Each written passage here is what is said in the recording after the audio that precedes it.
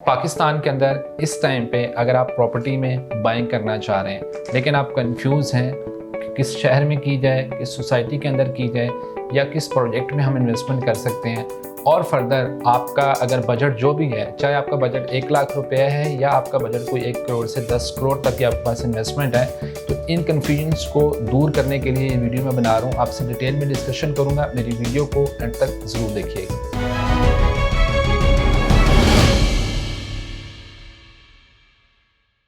अस्सलाम वालेकुम। टाइटेनियम के प्लेटफॉर्म से एक बार फिर मैं हूं अंसर मलिक। आज की इस वीडियो में मैं आपसे डिटेल में डिस्कशन करूंगा कि इन्वेस्टमेंट्स कहां पे की जाए। इस टाइम पे जो भी हमारे सियासी या मुआशी सूरत हाल है उसमें हर बंदा परेशान है, हर बंदा कंफ्यूज है। किसी के पास कुछ सेविंग्स हैं, कम सेविंग्स हैं, ज़्यादा सेविंग्स हैं, वो उसको समझ नहीं आ रही कि मैं कहाँ पे इन्वेस्टमेंट करूँ। क्योंकि आप जिस भी सोसाइटी की तरफ जाते हैं, हर सोसाइटी के अपने ही बेनिफिट्स हैं, अपने ही वहाँ पे ड्रॉबैक्स भी मौजूद हैं। चाहे वो लाहौर में है, इस्लामाबाद में है, कराची में है, किसी भी जगह के ऊपर है, चाहे वो रेजिडेंशियल है या वो कमर्शियल भी है। तो मैंने वीडियो भी इसलिए बनाना जो है ना वो ज़रूरी समझा है ताकि आपको थोड़े से आपके पॉइंट्स जो हैं, जो कन्फ्यूजन हैं, वो आपको मैं दूर कर सकूँ। इस टाइम पे देखा जाए तो एक तो सबसे पहले अगर आप ये चीज़ एक मेक श्योर कर ले, आप अगर प्रॉपर्टी के अंदर जब भी आना चाहते हैं, आप बिज़नेस है, देखें एक बड़ी सिंपल सी बात है। आपका कोई भी बिज़नेस होता है, किसी भी चीज़ का बिज़नेस होता है, ये रियल एस्टेट भी बिज़नेस की जगह है। आप बिज़नेस के अंदर जब जाते हैं तो वहाँ पे प्रॉफिट और लॉस दोनों चीज़ें होती हैं। अब कैसे हम इससे बच सकें? डेफिनेटली हर चीज़ की कोई ना कोई अपनी चीज़ें होती हैं कि हमारा प्रॉफिट ही हो। हर बंदा डेफिनेटली यही चाहेगा कि उसको प्रॉफिट ही मिले और प्रॉफिट पे ही वो रहे, लॉस के चांसेस कम हो।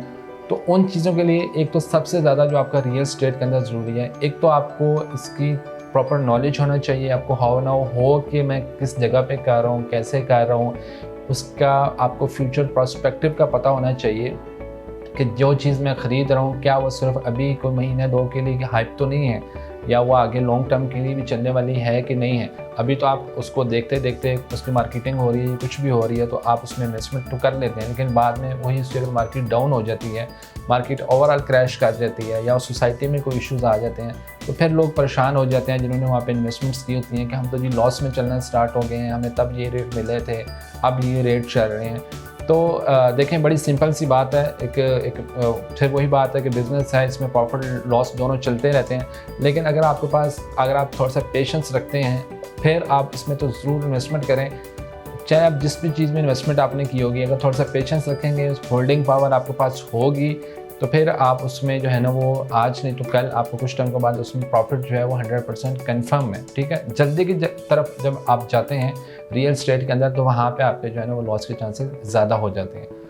अब बात की जाए कि हमें कैसे पता चलेगा कि हम किन सोसाइटीज़ में करें। अब जैसे कि मैंने आपको बताया शुरू में कि आपका बजट चाहे 1 लाख रुपया है, आपके पास 1 लाख की सेविंग्स है, 10 लाख की है, करोड़ है, 10 करोड़ है, हर चीज़ के लिए हर एक चीज़ के लिए अपनी अपनी चीज़ जो है ना चीज़ें मुकर्रर होती हैं। आपको उसके मुताबिक चीज़ों में करना चाहिए।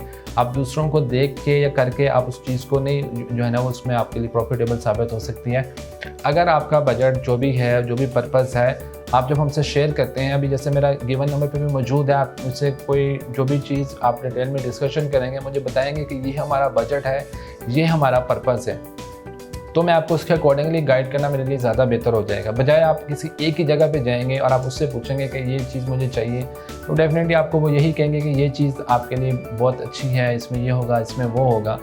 तो आपको एक प्रॉपर एक चैनल दिया गया है जिसमें आपको किसी भी पाकिस्तान के अंदर किसी भी सोसाइटी, किसी भी प्रोजेक्ट के बारे में आपका जितना भी बजट है, आपको उस बजट के मुताबिक आपको प्रॉपर गाइड किया जाता है कि आप यहाँ पे इन्वेस्टमेंट करें।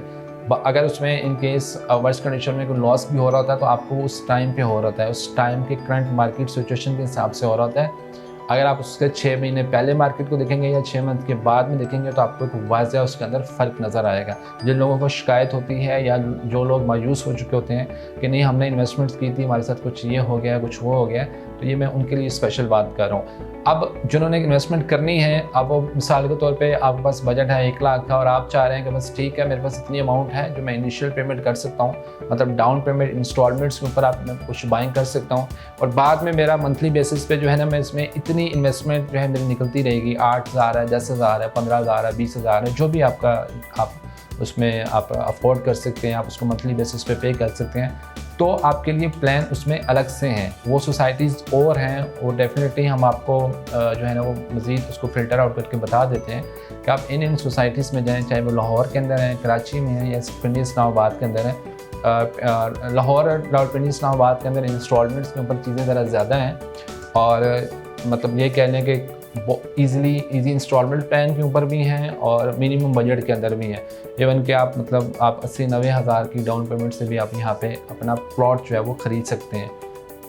आप डेफिनेटली एक अंडरस्टूड सी चीज़ है कि जो चीज़ आपको इतनी कम पैसों में मिल रही है उसमें कोई ना कोई चीज़ें तो ज़रूर होंगी, कोई ना कोई उसमें पॉइंट्स होंगे ऐसे जिसकी वजह से वो कम है।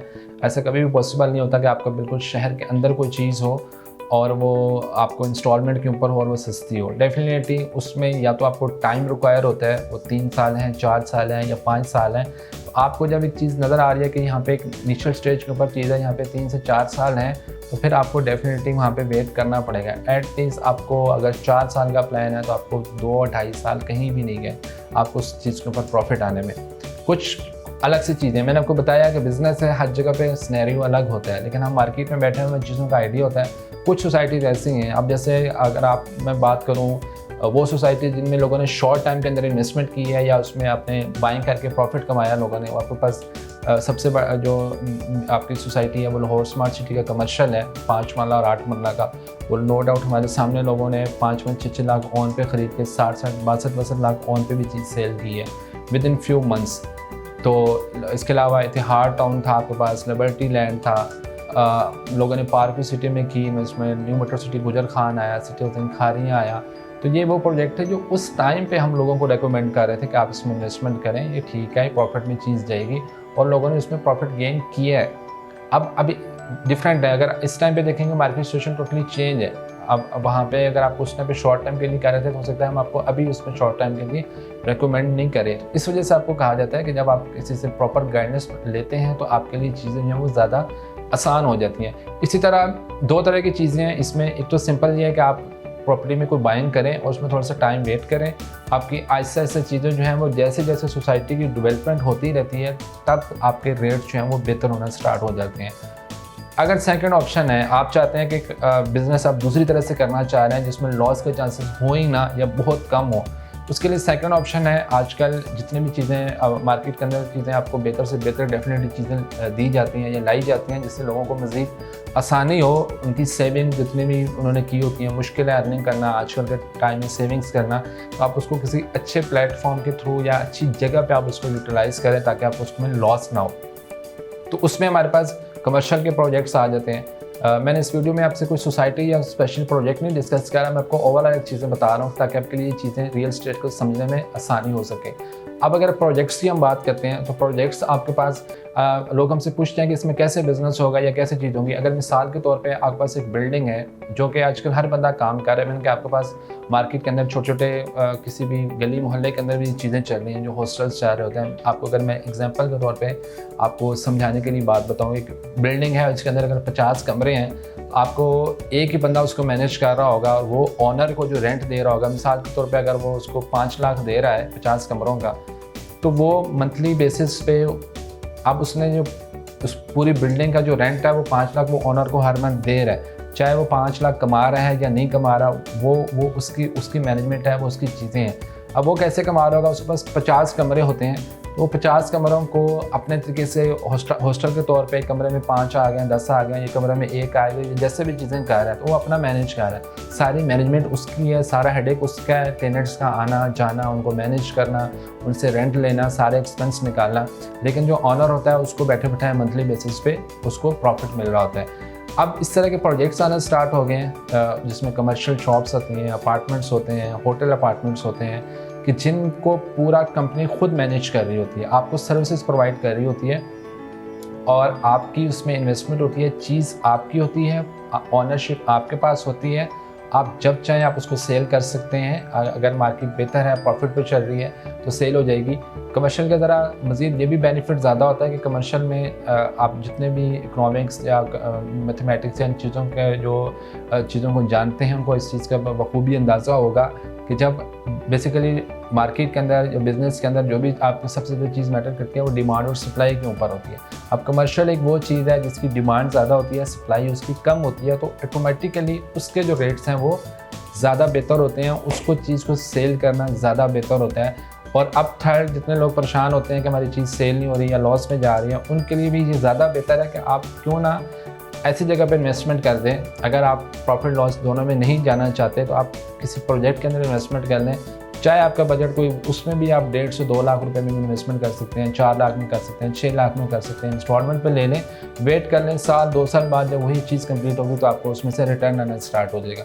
आपके पास अगर बजट है, आपके पास पैसे ज़्यादा हैं, 30-40 लाख है, 50 लाख है, तो आप उसी से अभी भी जो है ना वो उसमें से बेनिफिट ले सकते हैं अपनी इन्वेस्टमेंट के अगेंस्ट। और उसमें टोटल आप प्रॉफिट के ऊपर है, उसमें लॉस के चांसेस बहुत कम है, क्योंकि आपने कंपनी के साथ कॉन्टैक्ट कर लेते हैं। जैसे मैंने आपको एक एग्जांपल के तौर पे बताया था, तो उसमें कंपनी मैनेज करती है, वो प्रॉफिट लॉस की जिम्मेदार वो है। आपके साथ एक रेशो, एक परसेंटेज तय कर दी जाती है कि आपको इतना जो है ना वो उसमें मंथली बेनिफिट्स मिलते रहेंगे। और सेकंड, आप जब चाहेंगे आप वहाँ से अपनी जो है ना वो इनकम और जो आपकी प्रॉपर्टी है आप उसको सेल भी कर सकते हैं, क्योंकि आपके पास ऑनरशिप है और आप उसके ऊपर कैपिटल के ऊपर अलग से आप जो है ना गेन हासिल कर सकते हैं। कंपैरेटिवली रेजिडेंशियल आपको उसमें ज़्यादा प्रॉफिट के जो है ना वो चांसेस होते हैं। तो ये 2 ऑप्शन है, आपको मैंने क्लियर कट बात की। अगर आप रियल एस्टेट के अंदर इन्वेस्टमेंट करना चाह रहे हैं, या तो आप वेट कर सकते हैं, प्रॉफिट लॉस दोनों में चीज़ें देख रहे हैं, तो फिर आपके पास इंस्टॉलमेंट के ऊपर भी चीज़ें मौजूद हैं और उनमें डेफिनेटली आपका पेशेंस जो है वो बहुत ज़रूरी होगा। और सेकंड, अगर आप कैश में बाइंग करते हैं किसी भी बहरिया के अंदर, डीएचए के अंदर या कोई और चीज़ सोसाइटी के अंदर जो ऑन ग्राउंड चीज़ें हैं, तो वहाँ का सिनेरियो टोटल जो है वो डिफरेंट होता है। और थर्ड, इसमें ये पॉइंट है कि अगर आप अपने आप को सेफ साइड देख के आप जस्ट अपने इन्वेस्टमेंट को कहीं पर यूटिलाइज़ करना चाहते हैं, चाहे उसमें प्रॉफिट कम हो या ज़्यादा हो, वो एक अलग चीज़ है, लेकिन लॉस के चांसेस अगर आप नहीं उसमें रखना चाहते तो आपके पास ऑप्शंस हैं। चाहे आप लाहौर में लेना चाह रहे हैं, चाहे पिंडी इस्लामाबाद के अंदर लेना चाह रहे हैं, किसी भी जगह आपका प्लान है, तो आप अपने इन्वेस्टमेंट को इस्तेमाल कर सकते हैं और आप उस इन्वेस्टमेंट के अगेंस्ट मंथली बेसिस पे भी रिटर्न हासिल कर सकते हैं और एनुअली बेसिस पे भी आप उसके ऊपर एक अप्रिसिएशन जो है वो अच्छा हासिल कर सकते हैं। तो जिससे आपका भी जो है ना वो इन चीज़ों के जो मसाइल हैं वो भी आपके हल हो जाएंगे और आपकी इन्वेस्टमेंट जो है वो सेफ और सिक्योर हो जाएगी। तो वो आप ऑप्शन देखा जाए तो इसमें मिनिमम हमारे पास कमर्शियल के अंदर 1,75,000 से स्टार्ट हो रहा है और मैक्सिमम तो आपके पास जितने अमाउंट है वो उस हिसाब से आपको जो है ना वो चीज़ें मिल जाती हैं। चाहे आपका 10 करोड़ है या 20 करोड़ है, आपको उसके अकॉर्डिंगली आपके पास ऑप्शन शेड कर दिए जाते हैं और आपको प्रॉपर बताया जाता है कि इन प्रोजेक्ट्स में क्या सिनेरियो है और फ्यूचर पर्सपेक्टिव क्या होगा। तो बस जिस भी चीज़ में इन्वेस्टमेंट करनी है उसमें टेम्परेरी चीज़ें ना देखें, आप देखें कि उसका फ्यूचर क्या होगा। अब हम लोगों को अपार्टमेंट्स का या हाईराइज बिल्डिंग्स का अपने प्लेटफॉर्म से काफ़ी टाइम पहले का बता रहे हैं। कुछ लोग जिनको ये चीज़ों का आइडिया है या चीज़ों का आइडिया होता जा रहा है, जो या स्पेशली जो ओवरसीज़ क्लाइंट हैं, उनको इस चीज़ का आइडिया है कि ये एक ट्रेंड है, ये आज नहीं तो कल पाकिस्तान के अंदर भी जो है ना वो मुतारिफ हो ही जाएगा। मुतारिफ तो अब ऑलमोस्ट हो चुका हुआ है। आपके पास कराची में बिल्डिंग्स हैं, रावलपिंडी इस्लामाबाद में हैं, लाहौर के अंदर बनना स्टार्ट हो गई हैं। जो भी कमर्शियल एरिया, आप गुलबर्ग लाहौर के अंदर क्यों जाते हैं या बहरिया के अंदर आपकी क्या सिचुएशन है, रावलपिंडी इस्लामाबाद में आप आकर देखें आपके पास कितनी सेंटोरस मॉल है, आपके पास गीगा मॉल है, या जो भी चीज़ें आपके साथ बन रही हैं ये चीज़ें आपके सामने। आपके पास फेज़ 8 बहरिया रावलपिंडी का जो है उसमें आप आकर देखें कितनी वहाँ पर बिल्डिंग्स बन रही हैं। तो डेफिनेटली इन चीज़ों का फ्यूचर है। जब 3 से 4 साल के बाद ये चीज़ें मैच्योर हो जाएंगी तो तब आपके पास टाइम नहीं होगा कि आप उस टाइम पे इसके अंदर इन्वेस्टमेंट कर सकें। तो इन्वेस्टमेंट करने के लिए बेहतर यही होता है कि वक्त से पहले एक फ़ैसला है, एक आपका सही डिसीजन जो है वही आपके लिए फ्यूचर में बेनिफिशियल साबित हो सकता है। तो कमर्शियल का मैंने आपको बता दिया है, या रेजिडेंशियल जो भी आपका है, अगर आपके पास एक इवन के आपके पास 87,000 या मतलब 80 से 90 लाख रुपए भी अगर आपके पास पेमेंट है तो आप रेजिडेंशियल में इंस्टॉलमेंट के ऊपर प्लॉट बाय कर सकते हैं 3-4 साल के इंस्टॉलमेंट्स प्लान के ऊपर। आप कमर्शियल में जाना चाह रहे हैं तो वो भी मैंने आपको मिनिमम बता दिया और आपको मैंने मैक्सिमम रेंज भी बता दी है। आप बाकी आप पे डिपेंड करता है कि आपका पर्पस क्या है, आप उसको किस तरह से इस्तेमाल करना चाहते हैं। ये सारी डिस्कशन करने के लिए आप मज़ीद इसके बारे में कोई क्यूरीज है, कोई फर्दर आपकी कन्फ्यूजन है, आप मेरे गिवन नंबर पे मुझसे कांटेक्ट कर सकते हैं। और ओवरसीज़ के लिए मैं व्हाट्सएप और इनो पे भी अवेलेबल हूँ। Thank you so much for watching this video. अपना बहुत सारा ख्याल रखिएगा। अल्लाह हाफिज़।